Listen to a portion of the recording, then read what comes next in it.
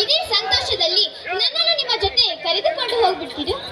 ರೂಪಾ, ನಿನ್ನನ್ನು ಕರೆದುಕೊಂಡು ಹೋಗಲಿಕ್ಕೆ ನನಗೇನು ಭಯವೇ. ಆದರೆ ನಾನೀಗ ಅರ್ಜೆಂಟ್ ಆಗಿ ಊರಿಗೆ ಹೊರಟಿದ್ದೇನೆ. ಬಂದ ಮೇಲೆ ಇಬ್ಬರು ಕುಳಿತು ಮದುವೆ ತೀರ್ಮಾನ ಮಾಡೋಣ, ಏನಂತೀಯ?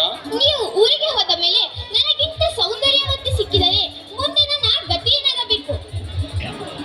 ರೂಪಾ, ನೀನು ತಿಳಿದುಕೊಂಡಷ್ಟು ಕೆಟ್ಟವನಲ್ಲ ಈ ಸಂದೇಶ.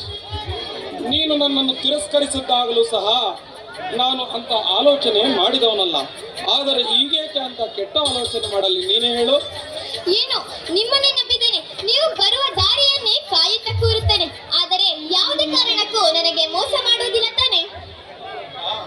ರೂಪಾ, ನಿಷ್ಕಳಂಕವಾಗಿ ಈ ಗಂಡಿನ ಹೃದಯ ಪ್ರವೇಶ ನಿನಗೆ ಯಾವುದೇ ಕಾರಣಕ್ಕೆ ಮೋಸ ಮಾಡಲಾರೆ ರೂಪ, ಮೋಸ ಮಾಡಲಾರೆ.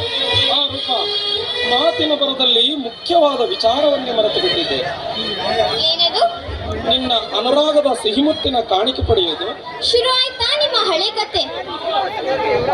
ಮತ್ತೇನು ರೂಪ, ನಿನ್ನ ನೋಡುತ್ತಾ ನಿಂತರೆ ಈ ನಿನ್ನ ಅಂದ ಚಂದದ ಮೈಮಾಟ, ಈ ಮುಖ ಕಾಂತಿಯ ಸೌಂದರ್ಯ, ಪ್ರಿಯ ಕರನಿಗೆ ಈ ಮನದಾಳದ ಮಾತು ತಿಳಿಸಿದ ಸಂತೋಷದಲ್ಲಿ ನಿನ್ನನ್ನು ಮಿನುಗುತ್ತಿರುವ ಈ ನಿನ್ನ ನಯನಗಳನ್ನು ನೋಡುತ್ತಿದ್ದರೆ ನಿನ್ನನ್ನು ಹಾಗೆಯೇ ಕಳಿಸಿಕೊಡಲಾಗುತ್ತದೆಯೇ?